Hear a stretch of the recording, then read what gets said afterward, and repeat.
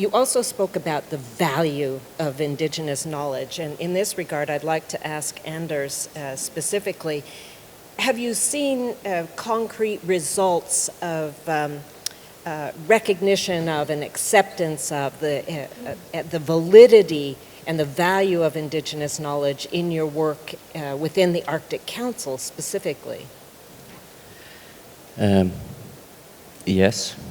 The answer to that would be yes. I would say that, to repeat myself, the Arctic Council has been, in my mind, pioneering efforts to try to include also traditional knowledge.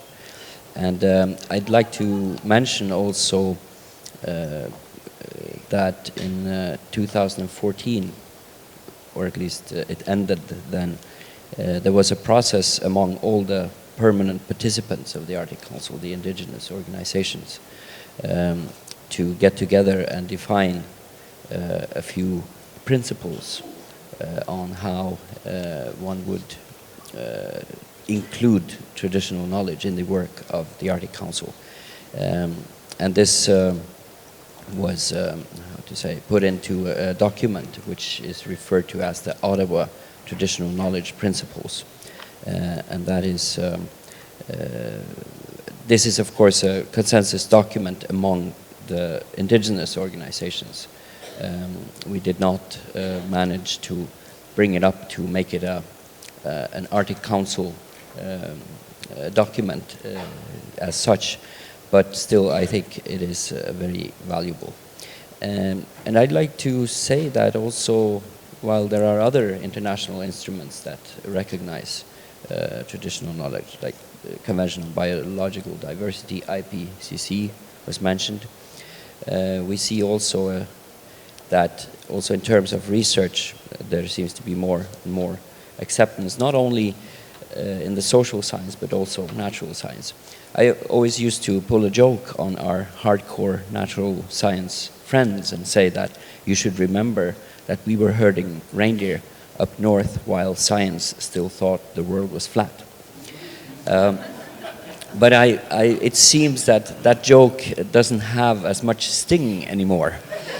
Perhaps it's just that they were actually listening to what I was saying. But anyway, this is so also the research side of it seems to be more and more accepting that we have another system of knowing, another way of knowing.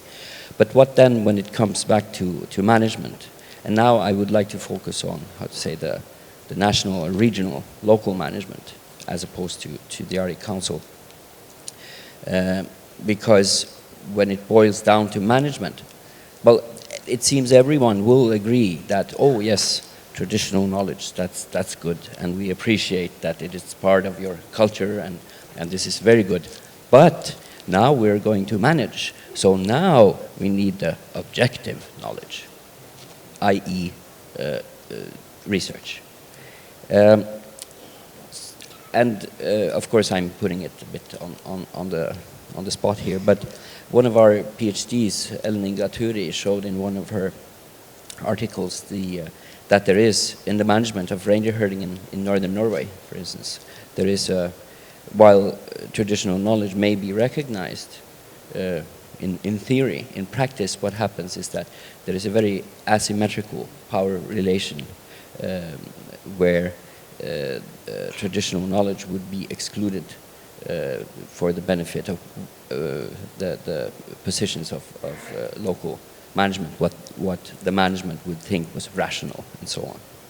So, but of course, when we talk about including traditional knowledge, of course it is difficult to include something you don't understand. And so what would be ways ahead then to get greater understanding for our type of knowledge? Well, I think while in the old days there used to be two categories. We used to have reindeer herders and scientists. They were mutually excluding categories. Today we have reindeer herders that have PhDs. We also have to have a look at the institutional sector. And I think there is a need for more, how should I say, indigenous institutions too. I would like to call them transboundary institutions, because such institutions, the few we have in the Arctic, our experience shows that they are very important in order to try to bridge the gaps between, say, these two ways of knowing, the science and the traditional knowledge, for the benefit of having the best possible decision, the best possible knowledge foundation for management decisions. Okay, Qianak, thank you.